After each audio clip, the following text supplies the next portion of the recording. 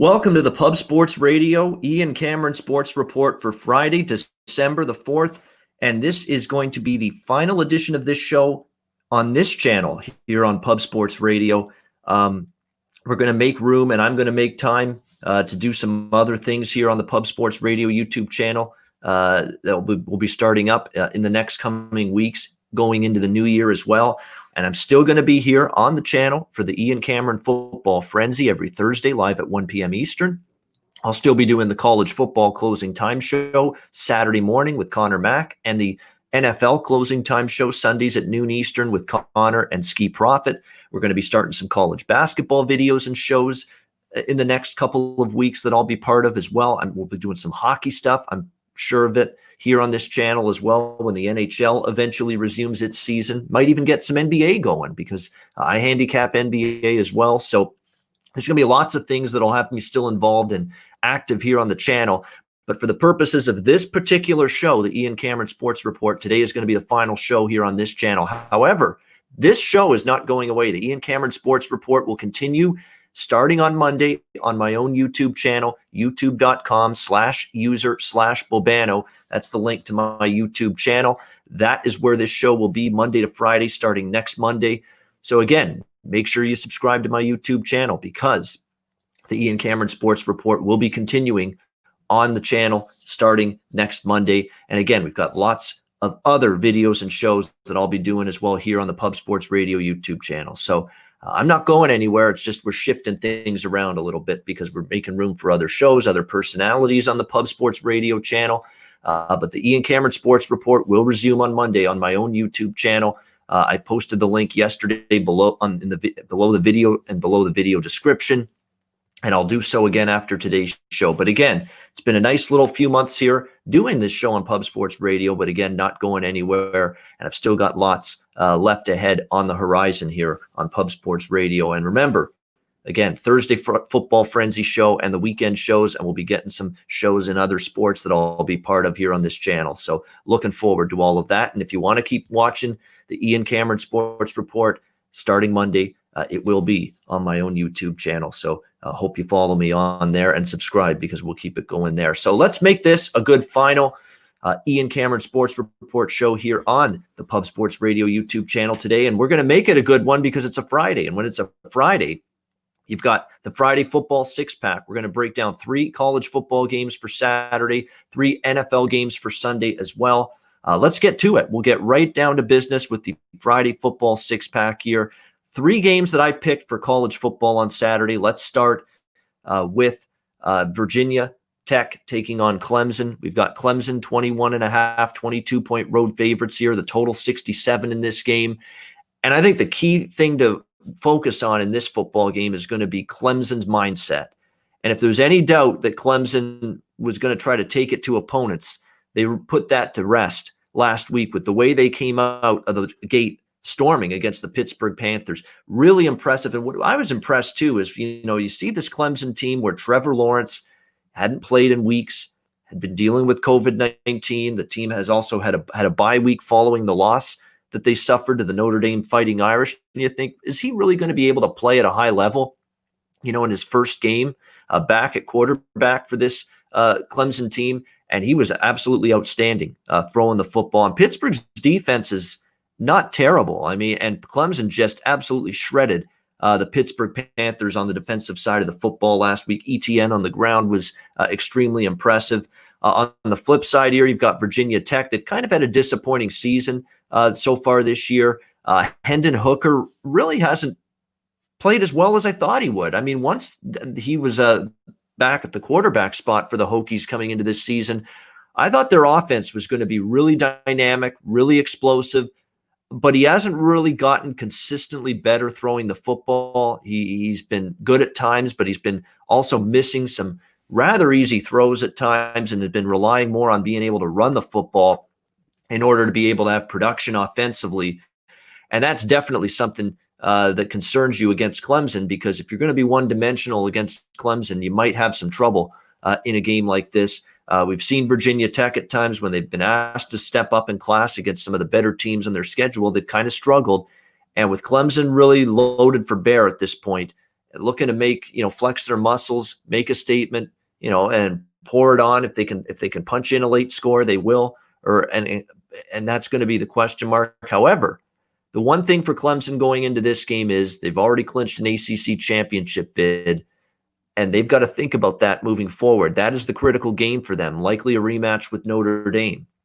And if that's going to be the case, Clemson is going to have to consider, at least if they get up big in this game, maybe, resting a few guys in the second half. I'm not saying Dabo Swinney will do that, but there is the potential that could happen in a game like this, which just to me is not quite as significant as, say, it would have been a week or so ago for this Clemson team. So Clemson, I like them in this game, but for that reason, I prefer them in the first half. I think the same with the over as well. I think it's more advantageous to bet Clemson and maybe the over as well in the first half, just in case they do indeed take some starters off the field or pull the foot up or take their foot off the gas pedal in the second half, which is possible. So for me, it would be Clemson, which is around minus 12.5, minus 13 in the first half, and maybe look over the total in the first half as well, 34.5. The next game, LSU Alabama SEC. We've got Alabama 29-point favorites here against the LSU Tigers in this game. We'll see if LSU can stand up to Alabama. I don't think they can. They get shut out by Texas A&M, and that's a problem because Texas A&M's defense is good. Alabama's defense is on a little bit of a higher level, and if they're getting shut out by A&M, and TJ Finley on the offense was a disappointment in my mind that they couldn't even get on the scoreboard. Think about the fact that they were one of the most explosive offenses in college football last year, and here they are getting shut out last week. They don't get shut out. They actually score the backdoor touchdown late, but almost get shut out by A&M in that game last week. And again, it was right at the end of the game when Texas A&M knew they were already comfortably ahead. So it's a question mark here facing this Alabama team. Can you truly expect LSU to be able to have any sort of success offensively? And on the flip side, the LSU defense has had their issues this year. They've had players opt out. It's kind of the season I had predicted LSU would have coming into this season. You could almost see the writing on the wall early. A couple guys didn't come back. They got bombed by Mississippi State in their opener, which was a real ominous sign. The defense hasn't been good. The offense hasn't been consistent whatsoever. And one thing about Alabama, we saw it in the Iron Bowl last week against Auburn, get out to a big lead and then coast from there has been the mantra lately for the Alabama Crimson Tide for several games in a row. Look, I understand, this is a much different point spread than it was last year when Alabama played LSU, but these are two teams in two dramatically different places than they were last year either. And to me, Alabama doesn't let up here. LSU got to the national championship game last year. Alabama didn't. And Alabama's going to want to, I think, give LSU a little reminder after they lost to LSU last year that we're now the kings again of the SEC West. We're the team going to the SEC championship game this year with a chance to win the national title, not you guys. Alabama's just got that kind of mentality and mindset that, hey, just like last year when they lost to Auburn and they let Auburn have it last week, same thing here. I think they let LSU have it. Alabama first half is a bet I like, which you can get at minus 17. Alabama full game is a bet I like in this one, but I do want to split it up between first half and full game because I do think you get a really good first 30-minute effort out of Alabama to try to get up by a big margin. And again, if LSU offensively has to play catch up, come from behind football, that's not going to work out too well for them, not with what I've seen from this offense, which just hasn't been firing really on all cylinders at any point this season so far. All right, we've got the third and final game, and I had to choose this game to talk about.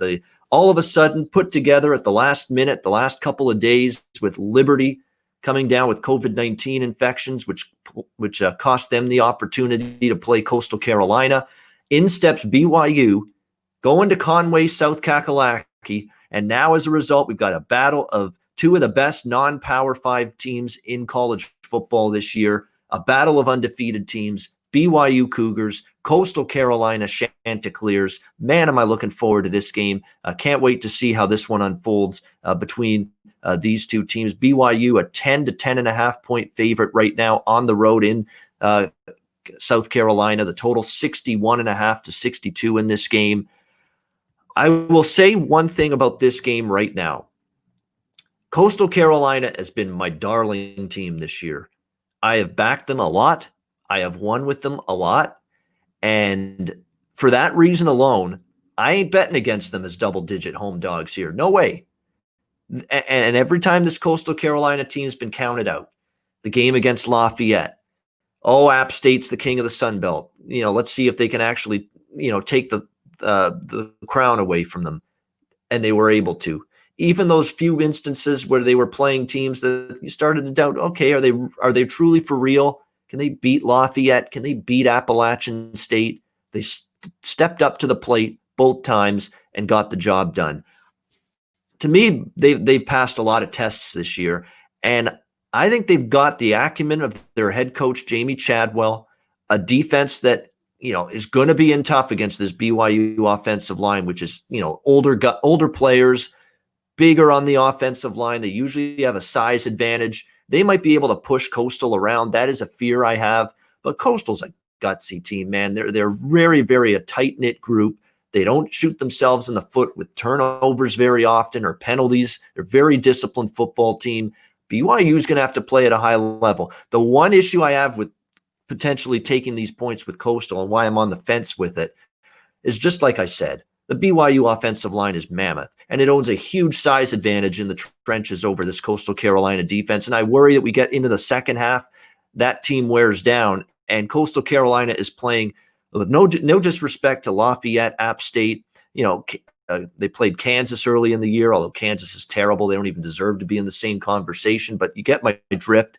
They've played some good teams and some good offenses. This is maybe the most quick strike, explosive, potent offense in terms of, and one that is extremely well balanced in BYU. They can run the football. Zach Wilson can run it himself as well. He's got an incredible throwing arm.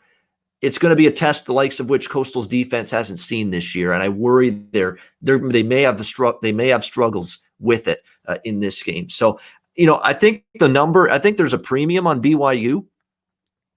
Definitely if it hits 13 or 14, I got to take Coastal at that number. 10.5, I only lean to Coastal. I do think the over is a bet worth making, and that's the one I bet for this game, over the total of 61.5, because I do think Coastal's going to move the ball. I mean, I like Grayson McCall a lot. This offense is very complex. They have Grayson throwing it. They run the ball with CJ Marable, an outstanding running back. They have a very good offensive line themselves. BYU with basically hardly any time to prepare for, a very, very unique offense that they're going to be playing here. And Jamie Chadwell has just had this incredible ability to be able to scheme and cook up an offense that just works against anybody and everybody this year. So I don't think Coastal is going to get clobbered here in this game, and especially not going to get shut out on offense. So I think we'll see points. I think BYU will put up a good number of points and be tough for Coastal's defense, but I think Coastal offensively, they're getting some points themselves as well in this game. I could see, 34-31 is the kind, or 34-28, 35-28, 35-31, that kind of final score. It's definitely something I can envision in this game. So I do like the game to go over the total, BYU and Coastal Carolina. I'm looking forward to that game. It's weird circumstances, short notice. Very odd that it happened so quickly that they were able to get this game scheduled, but it is here, and I'm glad it's here. And I think a lot of college football fans and purists alike are very excited that these two teams are going to be playing each other. All right, let's do the NFL portion now of the Friday Football Six-Pack. We're going to start with the Cleveland Browns taking on the Tennessee Titans. A real good matchup here in the early window taking place on Sunday. Currently, we've got Tennessee in that 6-point home favorite range in this game. Actually, 5.5 pretty much across the board right now. 53 the total. I like points in this game. Very simply, Cleveland's defense, I don't trust them against any kind of good offense. We've seen them, give up points through the air, on the ground. They've been burned by some good offenses that they played earlier this season. Baltimore, offensively went up and down against them. Pittsburgh offensively went up and down against them. They struggled with Phillip Rivers and the Colts. Hell, they struggled last week against Jacksonville with Mike Glennon at quarterback. The Jaguars offensively, they were moving that ball with a lot of success against this Cleveland defense, a Browns defense that should have Myles Garrett back, but Denzel Ward in the secondary, I think those are their two best playmakers on defense. But Ward doesn't look like he's going to be ready to return for the Browns. So this is an opportunity for, obviously, Derrick Henry. We know he's tough to stop. And we know this passing game, when Henry can run the football and it sets up the pass, Tannehill with A.J. Brown and Corey Davis, Jonnu Smith, all these great weapons they have, Adam Humphries. It's a really, really balanced offense that I think Cleveland's going to be in trouble trying to stop. On the flip side, Cleveland's offense with their run game with Nick Chubb and Kareem Hunt, they can run the football, they can move the football, and Tennessee's run defense, nothing to write home about. I like this game to go over the total. I've backed Tennessee the last 2 weeks, but they were a road dog at Baltimore, road dog at Indianapolis, 2 big wins in a row. Now they're laying a significant, or at least not a significant, but a moderate number at home. I'm not sure this is the right spot or the timing is right to jump on the Titans now, but I'm not really inclined to go against them either. I do think they're a notch better than Cleveland.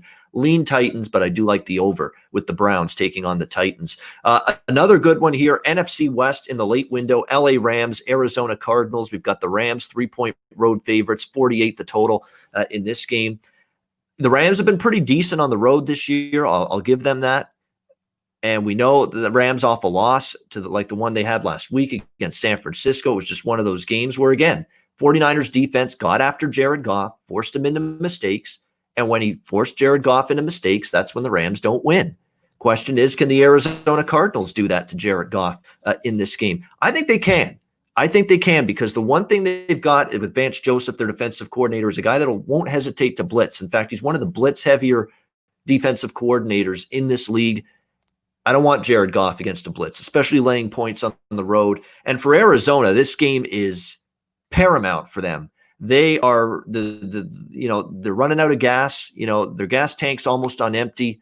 Their playoff dreams are all of a sudden, after 2 straight losses to Seattle and a really frustrating loss against New England last week, just shot themselves in the foot. Penalties, mistakes, turnovers, bad special teams, and kicking day from Zane Gonzalez. All of those things added up to losing that game against New England. If they play cleaner football, I think they've got a chance here. And what I like about facing a team like the Rams with that dominant defensive front is they've got a mobile quarterback in Kyler Murray who can sometimes make teams like the Rams pay for being overly aggressive with their front seven rushing the quarterback.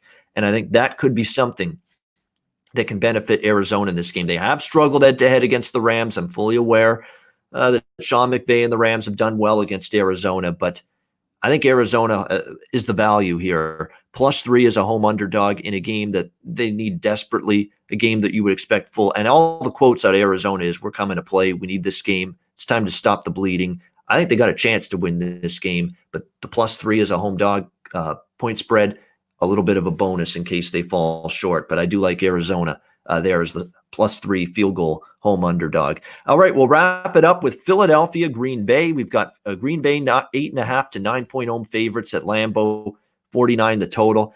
If you can find a book that still has 8.5 in this game with Green Bay, I would recommend a 6-point put Green Bay in a 6-point teaser or a couple, depending on how many you bet, and get them down to -2.5. I do think they win the game. I don't know about laying 8.5, 9, but it's just a leap of faith right now to back Philadelphia. I know they're going to have Zach Ertz back at tight end, and he's going to help. He's always been a safety blanket for Carson Wentz. But again, we see this Eagles team now multiple weeks in a row, and this offense looks completely broken. The offensive line just isn't good without Lane Johnson. I think now we've seen it enough that when Lane Johnson's not on that offensive line, they're terrible. They can't open up holes for the run game. Not that they try to run a whole lot, particularly this season. And of course, Carson Wentz is just under fire constantly in terms of pressure on him.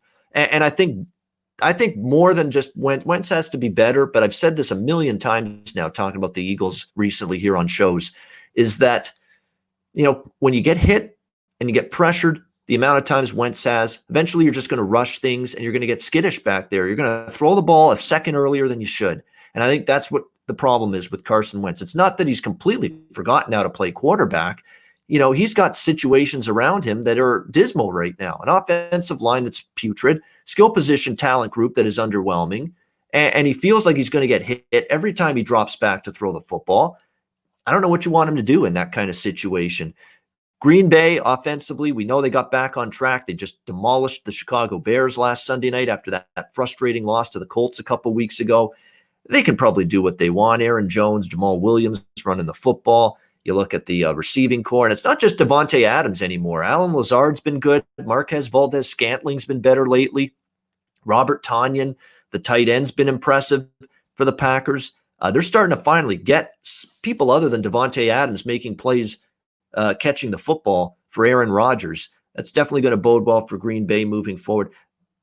I think Philadelphia, you got to bet their games under the total right now, but it's always a little bit leery to do that with Green Bay at home. They're so good at putting up points. We saw them get into the 30s last week against Chicago. They could easily do that again here against this Philadelphia team. So that's what hesitates. I'd probably rather have Philadelphia's team total under, even though Green Bay's defense at times has been a little bit sketchy, more than a little bit sketchy. I don't know if Philadelphia can take advantage of it here in this game against the Green Bay Packers. So to me, maybe Philadelphia team total under. That might be something to look at. And as far as the side is concerned, I don't want Philly. I could only lay the points with Green Bay, but I don't know if I want to lay 8.5, 9, that many. So I would rather bet them down to bet them in a 6-point teaser in order to get them down to say -2.5 to -3 on a 6-point teaser. So that would be the way I would go there with the Philadelphia Green Bay game. Certainly not going to be interested in Philadelphia. I know they got the point spread cover last week against Seattle, but very fortuitous. They got the late touchdown, and they, of course, went for 2 when they didn't really need to, and they got it. So they lose by 6 as 6.5-point home underdogs, but very fortunate to cover that one. Doesn't necessarily mean I'm anxious to bet them here at Lambeau Field on Sunday against the Green Bay Packers. All right, that is going to wrap it up for our final edition here on the Pub Sports Radio YouTube channel, that is, of the Ian Cameron Sports Report. One more reminder, this show, the Ian Cameron Sports Report, will continue next Monday, and it'll run Monday to Friday, just as it did on this channel, on my own YouTube channel, Ian Cameron YouTube channel, and you can find that at youtube.com/user/Bobano. It is time to get that subscriber count up. It doesn't cost you a penny to subscribe to my YouTube channel. I've got 16,000 followers on Twitter, and yet somehow I've only got like 1,300 subscribers on my YouTube channel. We got to push that number up. Especially with the Ian Cameron Sports Report starting on that channel next Monday. So make sure you join me for that. As far as my work here at Pub Sports Radio, we got lots to be excited about still. We're going to have the college football and NFL closing time shows this weekend. As always, we're going to have the Ian Cameron Football Frenzy continuing every Thursday on this channel. We're going to introduce some college basketball shows on this channel that I'll be involved with. Probably some hockey stuff once NHL resumes. Please, Gary Bettman, Donald Fear, commissioner and NHLPA exec, get something going here. Get this season off and running. They're talking about now mid-January, late January now for the start of the NHL season. It's time to stop stalling, get something done at this point to get the NHL season going. But when NHL starts, I'm sure I'll be doing some videos of some kind here for the channel as well for hockey. Looking forward to that. And maybe some NBA as well, because NBA starts in a couple weeks. We'll have a talk with the people that run this great channel, and we'll see if we can get some NBA stuff started up as well here on the Pub Sports Radio YouTube channel. But again, for those of you that have watched this Ian Cameron Sports Report daily on the Pub Sports Radio YouTube channel, I thank you very much for doing so. Have a great weekend. Enjoy the games and good luck. NFL, college football, college basketball, and anything else you're betting. Have a great weekend. Make it a profitable one. Thanks for the support. I appreciate it. Thanks for tuning in. And this has been the final edition on the Pub Sports Radio YouTube channel of the Ian Cameron Sports Report. Have a good weekend, everybody, and thanks for watching.